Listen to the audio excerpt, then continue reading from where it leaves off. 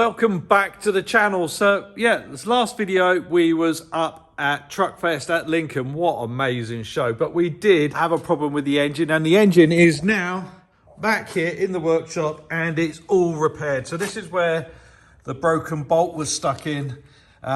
So the engine has been down to Zane Tech, who looks after my engines. I could have done that, got the bolt out, but the engine had to go back down there anyway because we've had the timing cover messed around with. So the reason why, see on the timing cover, so this bit used to be down here, but what we've had on my other engine, I've got a degree wheel put on it, and the degree wheel was hitting the cover, so we've had to rotate the cover and lock it all off, and also modify where this is where the fuel pump goes on.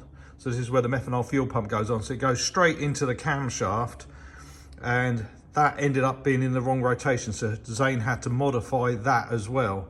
So while he was doing all of that, he's fixed the bolt.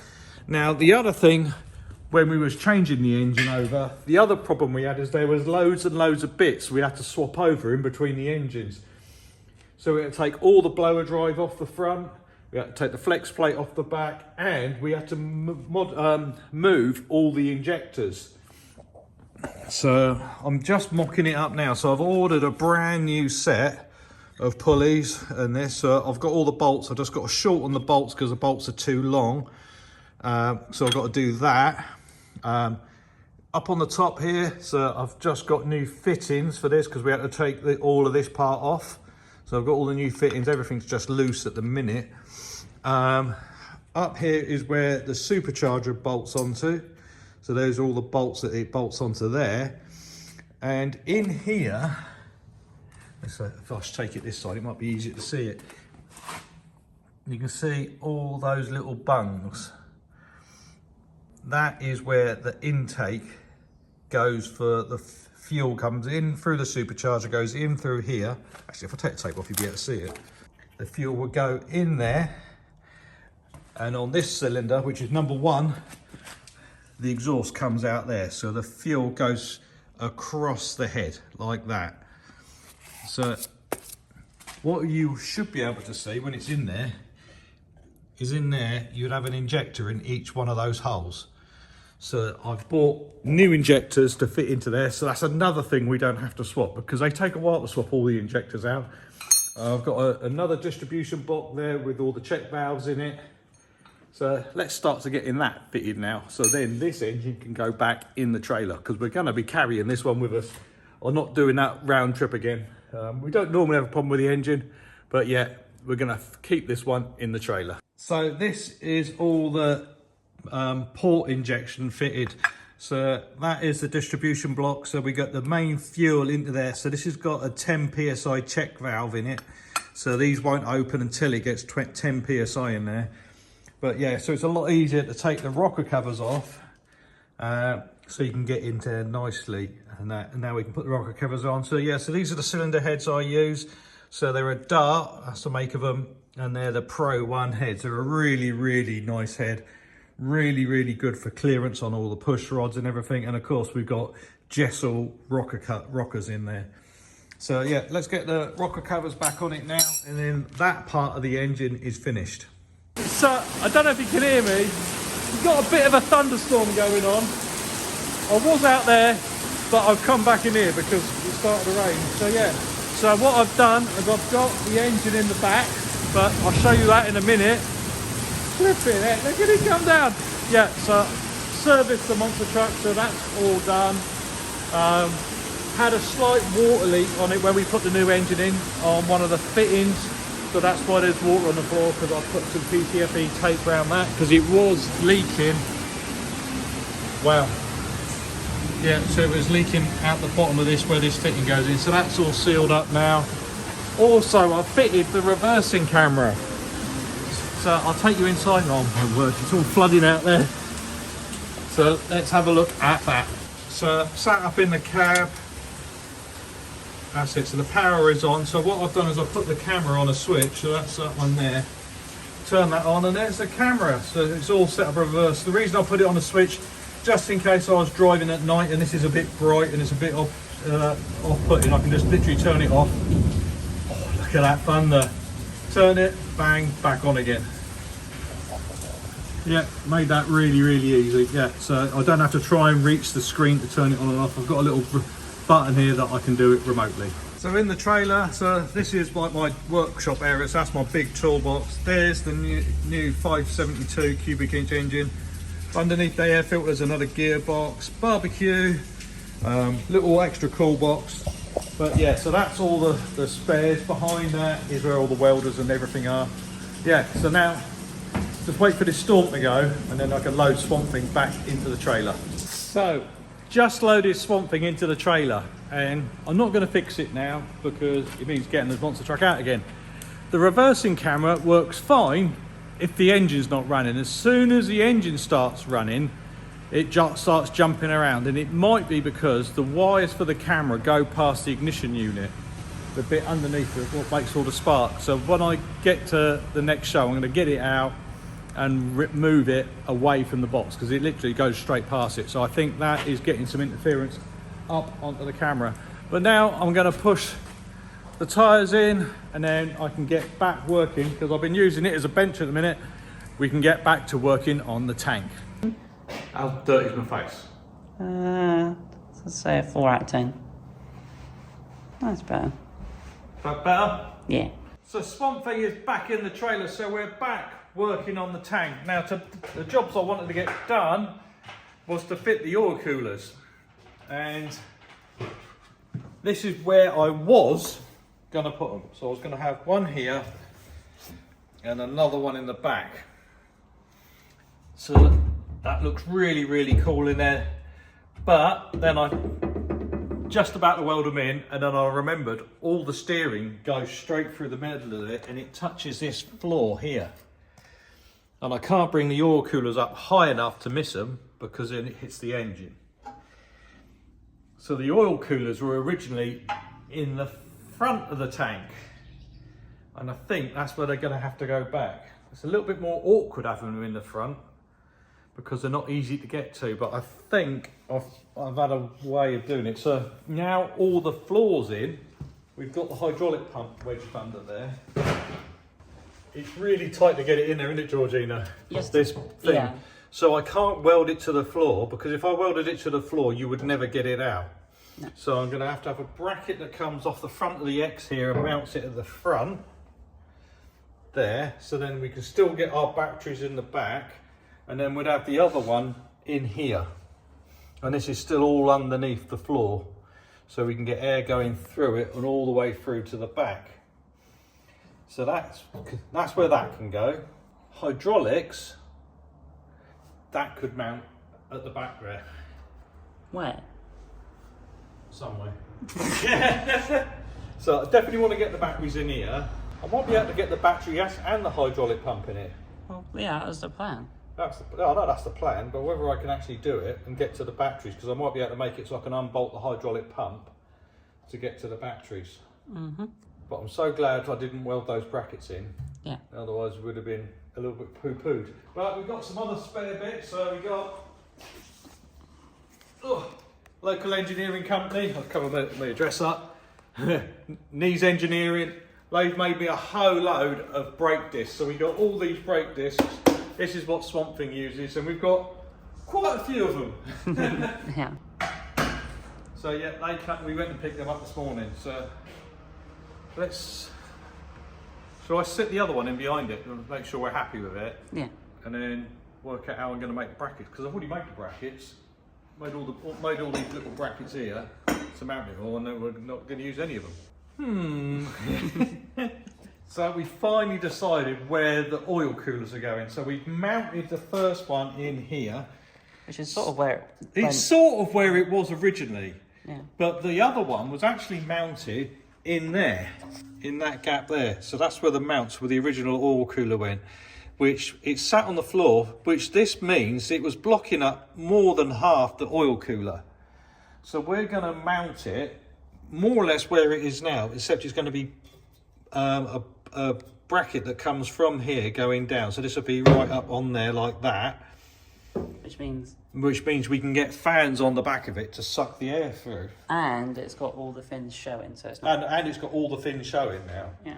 And that one's going to have all the fins showing, but this one will have the batteries in front of it, but it should get enough air back through it once you've got the fans on it. Yeah, just suck it through, hopefully. Yeah, but originally that's where the radiators are in the front here. Yeah, that's where that channel is. Yeah. Which we don't need that anymore. No, so all we got to get now in here are batteries. Yeah, two batteries. Two big batteries to go in. We know where that's going. The last thing we've got to work out where we're putting is the power steering pump. Not power steering. Well, technically, Well, it could be. It is on the monster truck. It is the what does the rear steering. For this, it brings the top up and down. And we've got Gary from Podzilla has made something for this, which is I'm looking forward to getting hold of. But we won't get that until the main event, which we're going to go to. But he's already made it, and I think it's going to be wicked. So we're happy where the oil coolers are. Next thing we're looking at is where the batteries are going. So this is where we're going to put them. It's going to restrict the airflow a little bit on the first oil cooler, but it should be all right because we're going to put a big fan behind it anyway. There should be enough gap to get air around it.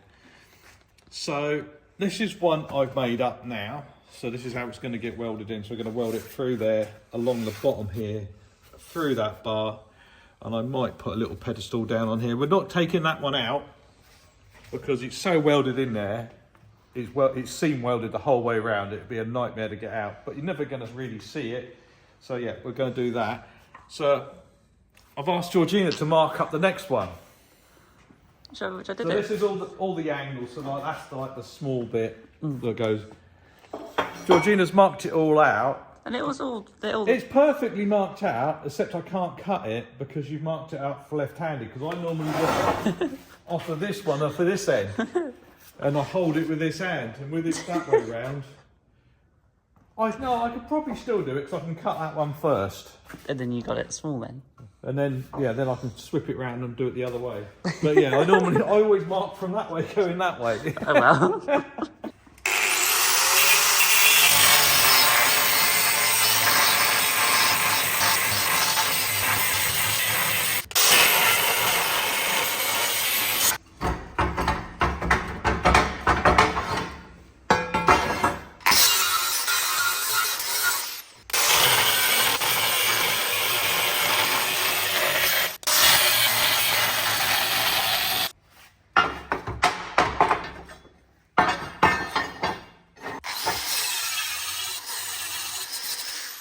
That is The length bit.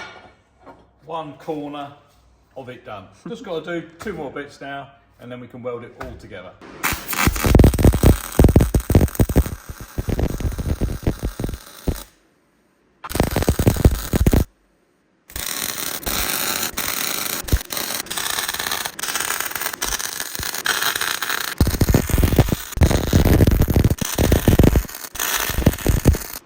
All welded, just got to do sanding up on it. Come out really nice, but it's easy to weld that because it's flat and it's on a table. So, update on the battery carrier. So, this is what it looks like. You might be wondering why I've made it like this at the end. So, it's got little holes drilled in it, so when water gets in it, the water can get out. But the reason for that is when the battery, you're holding the battery, you've got to get your hand on the end of it. And if I put that right up against the side of the tank, you'll see in a minute, you can't hold it. But we want it to be welded to the end of the tank. So we're going to weld this part in. So this is when you have a look at it. So that's why you've got the gap here. Can you see that, Georgina? A little bit. Yeah, it's so you can get your hand in here to lift it up. And then it's got the battery carrier, and it all goes out, and also it's got Lexan over the top of the terminals, just in case when you've got it all in there, if you drop a spanner or something on it, you don't drop a spanner across the terminals, because that is bad news if you do that. Big sparks. Yeah, so big sparks, and also that goes through the isolator. The isolator's at the back.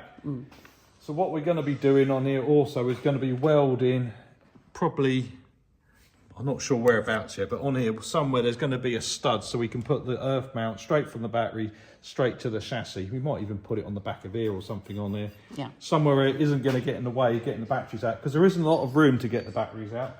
So that one's just sat in there. It's not welded in yet because we want to paint all of in here first with the weld through primer.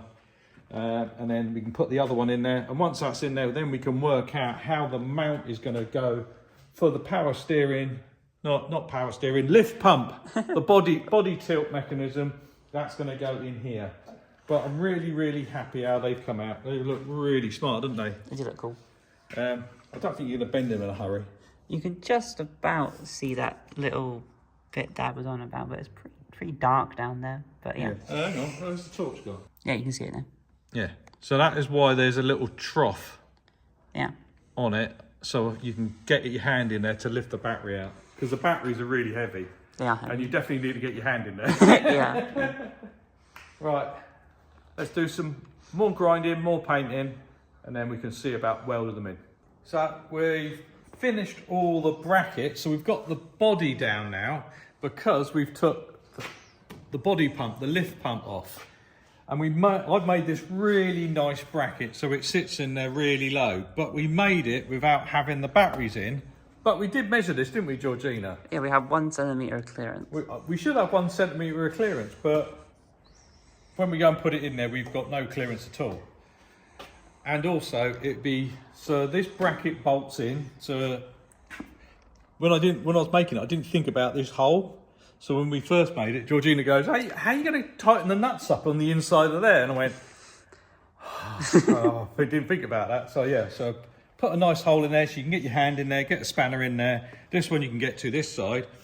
We put 2 sets of holes in it so we could slide the pump backwards and forwards, because I didn't want this to get too close to something where it can spark out, because that's got battery connectors, so that's positive on the end of there. So I'll probably make a little shield for that. But when you drop the pump in, it's sitting on the battery. Yeah. And I don't know where the measurements have gone wrong, because from the bottom of there, the battery was 20 centimetres high, isn't it? Yep. And to where the bottom of that is 30 centimetres. Mm-hmm. So we should have had clearance, but obviously we haven't. Yeah. So the other thing is though, now the batteries are in, the bolts that hold this in come in from the bottom. So if I lift it up, that's where Georgina? Outside. So that's where the bolts hold it on from the bottom. And with the batteries and everything in there, it's going to be quite hard to get your hand in there. So what I'm going to do is I'm going to make a spacer in here to bring the height up, and then have it so we can bolt it from either side. Mm-hmm. I think that would be the easiest way to fix my measuring error. Was it measure twice, cut once? Yeah. Or in my case, make it, weld it all together, and then realise it doesn't fit. Yeah. So managed to sort out the problem. So what we've done is we put a 50mm spacer in there. So now this bottom of this bracket, the bottom of the pump is now bolted up under there, and then we can take the whole thing out by undoing the 2 bolts, one there. The other one around the back's a little bit more awkward. There it is. Yeah. But now we've got clearance under the batteries, both sides. So that one's the higher side, but this one's still got clearance. If we drop the battery in there, we'll still have clearance on that one. So now just got to weld all the battery mounts in now, because they're just sat in there at the minute. Yeah. And then I think that's nearly all the fabrication sort of done, because the engines are away at Zanetek's getting them done. Had a slight problem with one of them. We knew one of them was bad, and it turned out to be quite bad, so we're not going to even use the block on that one. But yes, but there's still some good bits on it. But yeah, so we got to order some parts soon, and I've got to drop a block off to get some more caps put into it. So one of the engines is only 2-bolt mains. We're converting it to 4-bolt mains, because one of the other engines I got is 4 bolts, but the block's broken. So we're going to use the caps off that to get it fixed. So turn of events, this time I'm at the workshop on my own, and Dad is actually dropping off another engine for the tank that we're going to use to get upgraded. So it's just me this time. And what I'm going to do today is, you see these stickers here, I'm going to remove them just like we did on the other side. Let me show you what the other side looks like.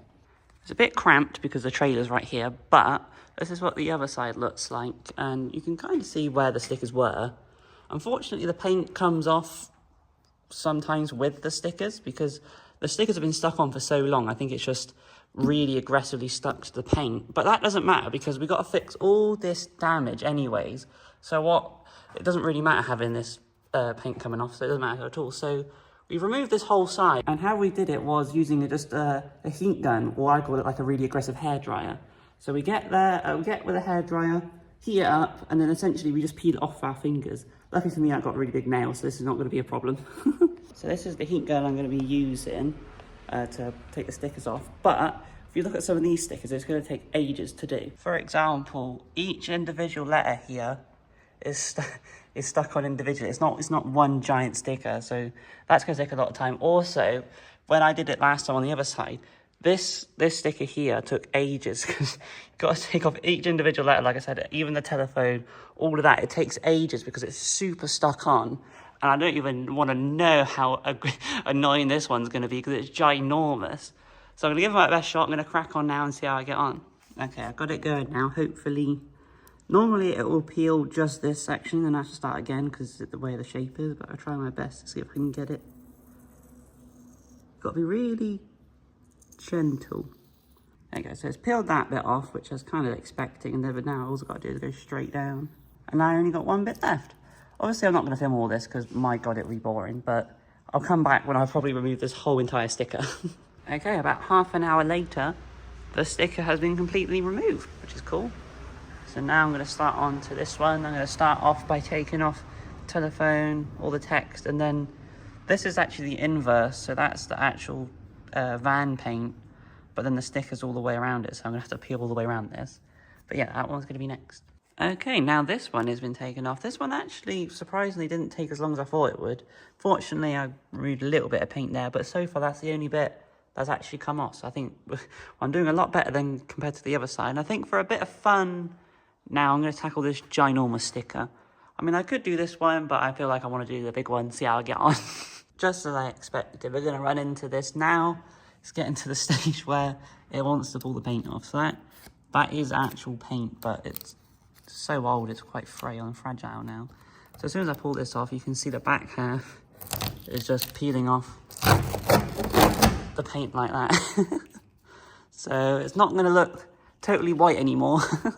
Okay, so quite a lot of paint came off on this side, which is slightly annoying, but I got on a lot better over here. But what happens is, if you imagine a sticker is stuck over this bit and it starts to peel the paint off, what happens is it essentially creates a ripple effect that it will just come off with the paint. So instead of pulling the sticker, you're just pulling the paint straight off.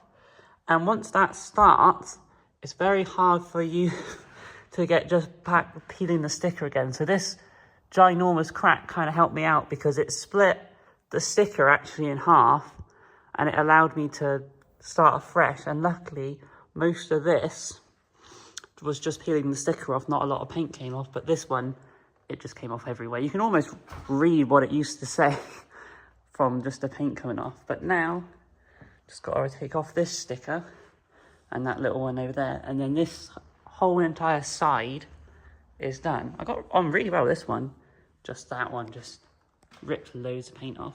Okay, so now the whole entire side of the tank has been, all the stickers have been removed from it. Now, all I got left to do is come around the back. I've got all these stickers to take off, and can't really see it, but there's more stickers on the roof that I've got to take off, so I've got to get the little step from over there to go and take them out. But yeah, so a lot less paint came off on this side. I was just very unlucky that on my side, it just peeled off like a lot of paint. Okay, so we're up on the roof now. As you can see, that's our escape hatch we made on a previous video. but we also removed the sticker that was there. But we still got all these stickers along down here. I've brushed off some of the dust. You can tell the difference where the dust isn't and where it is. So I'm going to remove, essentially my plan is I'm going to remove half the sticker on each segment and then come round and do the other side because I ain't got that long arms. So yeah, that's my plan. So I'm going to start attempting to do this and see how I get on. Okay, so now the roof is fully stripped of all the stickers. And obviously the front was already done, but yeah. Looks pretty bare up here now. So we've just got 4 more stickers now on the back, and then we're literally all done. That's all the stickers gone after that. So that is everything all finished. All the stickers are now off the tank. So I'm back from dropping off the engine. So yeah, so that, I should have videoed it. I forgot to do it, to tell the truth, but I'll video it when I pick it up. Yeah, so I've dropped one of my engine blocks off to have some machining done in the bottom of it. Yesterday, how was yesterday, Georgina? It was pretty, doing a little stickers, taking off all the stickers. You've done quite a good job, yeah. But you blamed me for missing one, and I said, well, you're the one who's taking them off. So yeah, you've taken that one off now. Yeah. But yeah, so what I've done now is I've sprayed it all with a spray zinc primer to get it to dry off a bit quicker so we can weld it. I'm just going to heat it up with a hot air gun. And it dries really quite quick, so we have to weld it very, very soon and get the other bits in, because I've already primed. If you show them that, all the bottoms are primed already. Yeah, you can see it's all grey and stuff. Yeah, so let's heat this up and then we can weld those bits in. All the hydraulics are done now. And what I've done is I've written right on them and left on them, and then ground it in the top as well, up there. Oh yeah. But when you put it in, it's actually round the other way. Yeah. So that's why I've labelled it, because now it all fits in really well, doesn't it? So the hydraulic all the pipes come into this part of it here. But if you're looking at it from the front, that's left and right. But when it's in the truck, it's round the other way. Tank. Tank. Yeah, so this one's all tacked in now. And you can see when you weld through the primer, it welds really, really well. Yeah. So like, if I show you, I'll just do a little bit up here on this corner.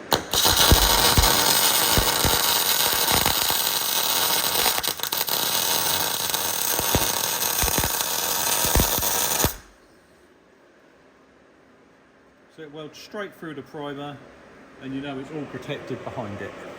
So now it's all welded in there. So welded the whole length of that. Big stitches down here, round the end, and then along there. So that's what's holding it all in. It isn't going to go anywhere. So now we've got to protect what's left of it. So we're going to use lollipops or zinc frost break primer. Reason you do that is because it isn't 100%. There's little bits of grit and stuff still in the bottom of it. We've hoovered it how many times? About 7 times. 7 times in that, but there's still probably little bits in it. So you don't want to ruin 5 litres of paint by dipping your paintbrush into the paint pot. No. So we use lollipops. These are my favourites. Georgina hates them because she has to unwrap them for me. Yeah, you get lucky sometimes, but then the other time you can spend like 10 minutes trying to get into one. Yeah. Yeah, so same with everything. You paint all the tricky bits first. So all the corners. And then you can fill in the big bits afterwards. So it's going to take a while. Come back in a minute. You might as well come back in a minute, because it's just like watching paint dry. Literally. Literally. It's all grey. And I had a little bit of paint left over, so I've started putting a bit of primer on the roll cage. Yeah, so looks good, doesn't it, Georgina? It does look really cool. Yeah. You get a good look of it now, what it looks like. It's still drying, obviously. It's still drying, yeah. But it looks really nice. Yeah, and time it's got, and you've got, because you're going to do bits on it next week, aren't you? Yeah. Yeah, time that's done, it's all going to be nice and grey. So the inside of the bottom of the tank, inside is going to be a light grey. Reason for that is it's easy to see if you drop something. Because we figured that out pretty quickly. Pretty quickly. When it was black, it was a nightmare. If you dropped something in there, you couldn't find it. Especially when you have everything in there, like engines, because then there's shadows and it's all black and you can't see nothing. Yeah, so it's going to be all grey. And the roll cage, the top bit, we're still thinking of doing that red, aren't we? Yeah, definitely. Yeah. It'll look good red. But everything else from this line downwards is going to be grey. Because you're not going to see it anyway. And it would also look really cool with the aluminium floor in there. Yeah, because that's going to be all polished and look really bling as well. Yeah.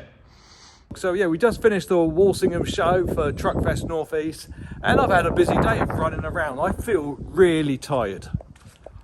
Really tired. Look what I've managed to pick up. I managed to get some more 66-inch tyres. They're really hard to get hold of. And I've got them come up, and look, I've got another lorry load there. So yeah, so those ones are the really good ones. So they're the 6-ply ones, and the other ones are a little bit more bolder. They're the 10-ply ones, but yeah, really happy got them. Also picked up some more bits for the tank, and also apparently I've had a big order delivered at home. Let's get these out this box van. I got to find somewhere to store them, because I don't know where I'm going to put them yet. I want them in an auction. I just had to go and get them. So on the tank, we've got the radiators fitted, but we haven't got any fans fitted. So I've got my friends over at Knees at Trowbridge. They've made these for me. These are radiator fan shrouds, and we put a piece of angle onto this, and then we can mount the fans. So they have 2 fans on the back of it, and that, because it's got that gap there, it manages to suck the whole of the radiator, not just where the fans are. So it should be a lot more efficient. But I said I had some orders delivered at home. I got 3 boxes. So this one is all supercharger parts. And remember we got that intake for the monster truck the other week, and we got 2 more just for the tank now. Yeah, so these are the air filters for the tank. Yeah. So they're just the same as the monster truck ones. Just the same as the monster truck ones. I've already got the metal work for them. So in here is all fuel injection pills and jets, all the crank adapters and all of that. Well, I haven't even opened the next one. No, it came yesterday. Yeah, I haven't even looked in this one. But this one, this is engine components and ignition in it. and ignition and loads of other stuff as well. So, yeah, people don't appreciate when you have to order stuff. We have to order a lot. Well, you have to order double the amount this time because you've got 2 engines. So they're all gaskets in that. So there's 2 lots of gaskets. Is that head gaskets in there? No. Ooh, shiny boxes. Load of shiny boxes. No, they're fail program. They're not the head gaskets. You can tell they're race parts because they're all in red. Yeah. What's that one? That's a stud girdle for the cams. Nice. Sorry, rocker covers. Rock that. It's a stud girdle for the rockers. So what does that do? It locks them all together. Mm-hmm. I know what this one is. You love this, don't you? Oh yeah, when you go bang. Made me jump. Yeah. What's this thing? Ooh, bearings. Yeah, so that's all loads of bearings. That was popped open. It's all in there, that one. Is it okay? Oh yeah, so all the bearings are in Whoa, there. look at them. Very cool. Yeah, so that's all ignition stuff in there. So which one you got? You got the golden one or the black one? Gold one. Gold one. Gold. Was it like Austin Powers? I like gold. You see, Mr. Powers, I love gold. This one's an heavy box. Yeah, surprisingly the smaller box is the heavier one, which doesn't make no sense. So what do you reckon will be in this one then? So this has got all the head gaskets and stuff in this one. More of that fun little popping. Also, it's got more ignition stuff as well. Oh, right, so there is bits missing. I'll have to phone them up and see where they are, because there should be a whole load of oil filters and stuff. That doesn't sound healthy, does it? Oh no, that's timing covers in there. Hang on, I think I found your oil filter. No, that's plug wires. Oh man. Oh, so that's one oil filter, but I thought I ordered... Oh no, they are all, look, they're all here. They blended in because of all the colours. They're normally just white, they're not white and black. Oh, so is this all your wires for your spark plugs, is it? Yes, that's all for the distributors. Got you. You normally don't have to order 2 sets of ignitions straight away. No, it's timing gears for the end of the engine. What's this thing? You get a free sticker. No, that's more interesting, obviously. I thought they might give you a sticker. After putting the pistons back in. Oh, yeah, cool. That's where you tap them with a hammer, they dunk. Yeah, so it looks like everything's here, all the shims. Got your gaskets for your... Load of rods. Right, that's good news. The pistons haven't turned up. I've had to order the pistons from another company. We've got all the rods and everything. So yes, we've got, I think everything I ordered is there. What's this thing? What's what? This one. Oh, it's the one you showed it earlier. That's cool, isn't it? Oh, I almost fell over.